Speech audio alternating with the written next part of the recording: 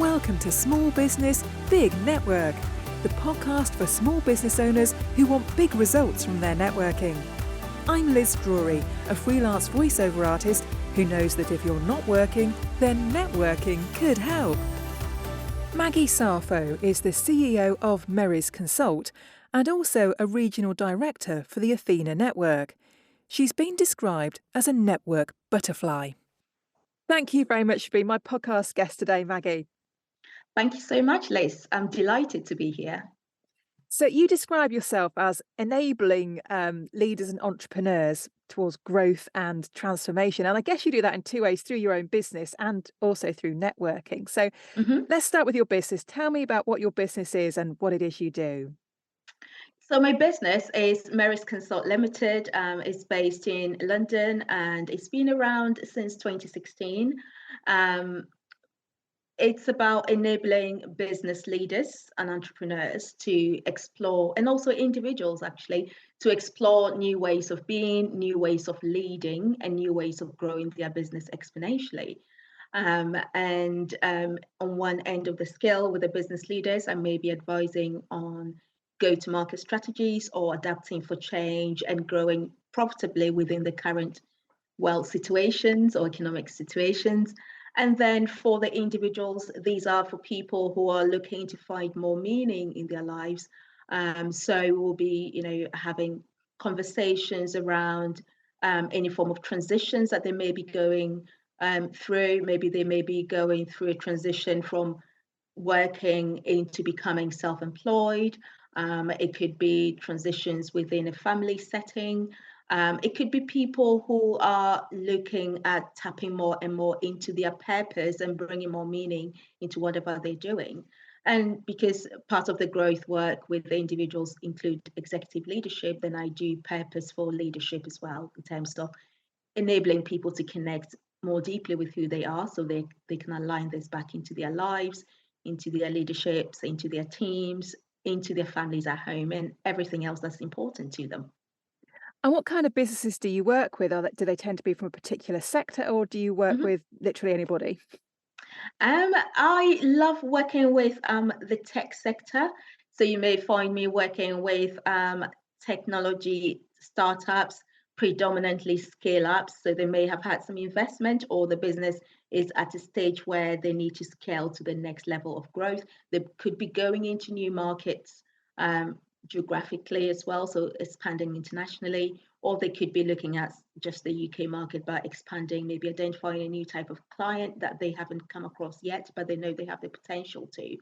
So tech companies is a soft spot for me, followed by B2B services companies and any other type of service company as well. So I love the opportunity to help them create the vision that they want to create in the minds of their prospects and clients, so they can carry on being on a journey with them. And what was it that drew you to working in this sector? And what's your background? How did you get to where you are? So my background is in business consulting, sales and sales leadership. I spent about 15 years in the corporate world, but for me, even though I didn't plan it, I moved from a big company like WPP, the global research media firm, to a smaller one like a boutique business advisory firm in West London. Then I moved to one called Gartner, which is a global analyst firm in the tech space. And then I went to another small one. So even though I didn't plan it, I think I brought something different along that journey. So yeah, business and business consulting, sales and sales leadership is my background. Having said that, I did study a first degree in French and English, and and those were the days I thought I was going to be working for the UN. But anyway, I have a strong passion for businesses and what makes others profitable and why others don't get profitable and how I can support them. I'm sure your degree, I'm sure you learned lots of useful skills there that you've been able to use in your current role. I have, and I've made some really good friendships along the way as well. People like to hear that you speak some French, but I went on to do an MBA, which kind of qualifies me to do more of the business growth work that I do as well. Yeah. Now, on your LinkedIn profile, you describe yourself as being a networking butterfly. So, what do you mean by that? I've always loved the opportunity to just meet people. I feel that I'm one of those who really love the unknown. I love meeting new people that I haven't met, but those that I meet as well, I like to really form some deeper, meaningful friendships that go over a period of time as well. That's what I find. It's one of the reasons why in my business I talk about human-centered growth and human-centered leadership and human-centered selling. But predominantly, the reason why I have Network Butterfly on my LinkedIn profile is because I was actually called that by a colleague some years back, maybe back in 2009. I was employed at that time, and I used to be a membership. Again, I was looking after a network. So I was looking after a business network in West London called the Park Royal Partnership. And I was sent on a leadership development course, a Dale Carnegie course, if anyone's familiar with that. And and when we were looking at describing each other towards the end of the program, someone called me a network butterfly, and I thought, I quite like that. But I've also been told that I can work a room, I can work a whole room, just networking. But I think it's one of my natural abilities to be able to bring people together, leave them to do their own thing. And I think most of the time something really good and impactful comes out of that. Needless to say, I also now have a networking company, which is the London City group for the Athena Network. And I run 4 groups there, made up of women entrepreneurs, women executives who join meetings on a monthly basis to network for business growth, connections, and also their own personal development. Yeah, now 4 meetings sounds like a lot for 4 groups. How much time does that take for you? No. Well, when people ask me, I say it pays to have a very good virtual assistant or executive assistant. But I think with a lot of the networks, and because I have had the opportunity to run networks in the past, then I tend to look at ways of automating some of the functions because there's a lot of admin work involved. So I automate them. Each group meets on a certain specified date of the month. And so once you've set it up in your calendar, then all the admin stuff can be easily automated and supported by a good virtual assistant. And then I oversee that, which then frees up my time to have the meaningful conversations that I have with the existing members, to see how I can continue to support them, how they can make the most out of their membership, but also open doors to have those conversations with those who are interested in joining the membership. And we always get a good flow of interested ladies who would like to join, either for their business growth, their personal development, or to form some strategic partnerships with like-minded and like-hearted women. So tell me about the format of the meetings. If I came along to one of your meetings, what could I expect? Good question. I normally caveat this by saying the formats are quite structured. It then takes away any awkwardness that someone might find in a general networking situation. Now, at the moment, our monthly meetings, which we commit to when we join, happen online via Zoom, and then we have optional in-person meetings. So let me walk you through the formal monthly meetings. So we turn up just before 12 o'clock. All the meetings are kind of extended lunchtime. So it's kind of 12 to 2. So we turn up just before 12 o'clock. I allocate them into Zoom breakout rooms. And so you'll meet another 2 or 3 ladies, and you have a chit chat with them, meet them in an informal setting, just like you would do in a normal kind of networking scenario. And then closer to 12:20, everyone gets brought back into the main room. Each of the groups will have a chair who is a member of the group, or a chair lady or a chairperson, whatever you want to call her. And then, so the chair will welcome any visitors for that meeting, welcome existing members, and also any visiting members. Now, because we are quite wide ranging, in every single month, you might have about 100 groups happening up and down the country as part of the wider network. Then you might have the member visitors from other regions who may also want to come and visit us.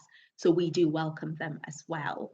So after that, we talk about the three main aims of the network. The first aim is all about connections, so the opportunity to meet with like-minded ladies across different sectors for the purpose of business development, networking. The second aim is about development. We find development or the training of our members very important. So in every meeting, we'll have two types of trainings. We'll have a networking strategy training, and we'll also have a business development talk. And it gives members the opportunity to also develop their own speaking skills as well. The third is about support. So being a support arm for these ladies to be able to have some of those conversations that perhaps they don't necessarily want to have at work if they're employed, or even if they're self-employed, or they may not want to have this at home either. We'd like to think that we have formed deep friendships to allow some of these ladies to have those conversations with us. So those are the three aims. And after the chair talks about these aims, some of the members will volunteer and share their experience in terms of how being a member has supported them through any of these.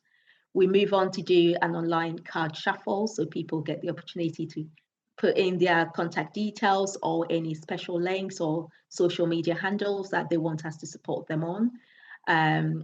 We, from there, move on to the networking strategy training. It usually takes about 10 minutes tops, where I pick a relationship building or networking topic and we discuss to just make sure we get the most out of our networking resources or activities. So after that, everyone gets 60 seconds to then tell us a bit about who they are, what they do, and a specific call to action in terms of how we can support them. We always ask them to be very specific about their call to action, regardless of whether the person they're looking for is in the room, because the idea is you are connected to our wider network, and we're looking to on that wider network to find the right person to connect you with. So that brings us up to normally at around 1 o'clock. The numbers for the meetings are usually around 15, it could be 20, at top it will be 25 in one meeting. So around 1 o'clock we'll take a mini break, say normally about 5 to 8 minutes, so we can stretch, maybe refill our cups and then come back. And then we start the second part of the meeting, which starts with a business development talk. So this is a talk that is being delivered by a member of the group. It's an educational talk on a specific area or subject that they know well. It could be something related to what they do. So it's delivered by a member of the group or a member of the wider network, or it could be a specialist speaker that I have sourced because they bring something really special to the table that's beneficial to the ladies. That will take about 10-15 minutes. And then we have a final part of the meeting, which we call Let's Talk Business. And that's an opportunity to, this time, support someone else's business. So for instance, if during the initial 60-second sessions, you said you were looking for a voiceover artist, that would be the time, or someone said they were looking for a voiceover artist, that would be the time for me to say, I will refer you to Liz. She is amazing, that kind of thing. Or I could use it as an opportunity to give a testimonial for someone whose services I've used to encourage others to refer to them or to use their services. Or I could also use it as an opportunity to request for a one-to-one to get to know someone a bit better, get to know their business, so we can explore ways of doing business together or explore collaborative opportunities, or be clearer in terms of who I could refer to them in future. And then the meetings will normally come to an end closer to 2 o'clock. If there are any special announcements, I will make those, and then I'll give them some dates for their calendar for the coming month. And so what kinds of businesses do you find come along? Is there a really wide variety? It is. We operate what they call exclusivity models. So, for instance, if I have a family solicitor in one group, I wouldn't have another family Yeah. solicitor in the group. If I have a web designer or a jewelry maker in one group, I will, in the same group, I won't have another one. But it ranges from entrepreneurs, these are businesses who may or may not have employees, but they're traded enough and they are at that level where they want to network with similar types of ladies. They want to avoid the isolation that sometimes comes with, being on your own as a business owner. We also have SMEs, so these could be people who employ staff. And then we have some members who are professionals from some of the firms in the city, purely because my region is based in the city. So I may have some from the accountancy firms, the legal firms in the city, and any other type, really. So it's a wide range. But we do look to represent professions across, I would say, business services and personal services. So yeah, for my city group, that's what I'll say. We'll also have people who have product type businesses as well. So yeah. And you said that your regular monthly meetings are online, but you have some face-to-face meetings as well. What happens at the face-to-face meetings, and how often are they? Yeah, so I will say if you were part of the St. Paul's group, you committed to 10 monthly meetings, which is every month with the exception of August and December, where we don't have the monthly online meeting, but we have a social event. So a summer social, like an afternoon tea party or a Christmas party, festive party, that kind of thing. The other in-person events are kind of informal events. So they're not as structured as the online one that I just described. But we have altogether, we have 7 in-person events for the year, in addition to your 10 monthly meetings. So for instance, in February, we'll have our first informal networking event. It will be held at the Anthologist at Bank, which is kind of a restaurant bar place. The ladies will turn up around 10 a.m. They will meet other ladies. They will get their own, cup of coffee or tea or whatever drink of their choice.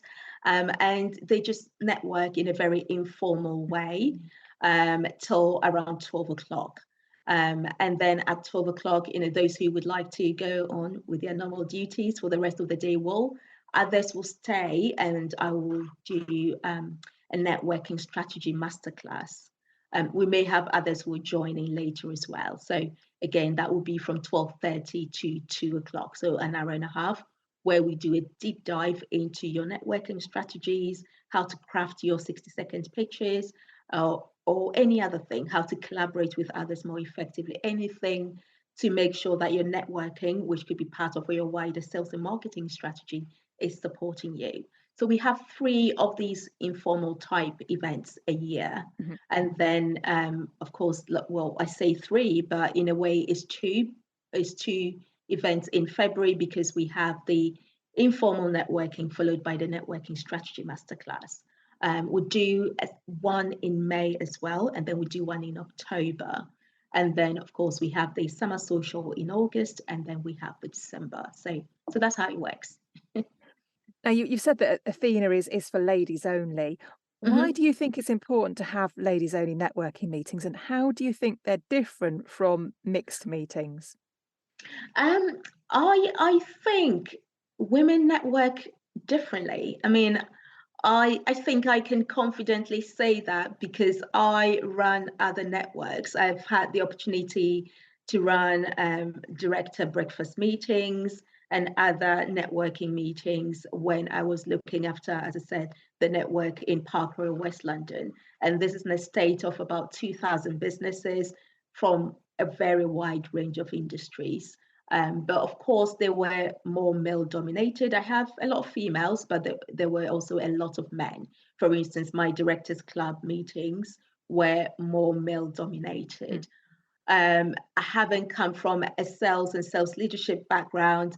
I have always been a minority in a sales team. So when you go into networking setting, you will find that males network very differently than females. Females kind of want to build those connections, and then from there, they feel more confident in terms of referring other people because they've got to know them a bit better. It's not to say that we don't do big business. We do. I have a lady who has been a member for close to 13 years now. She's actually based in Edinburgh, and she used to fly down to London all the time.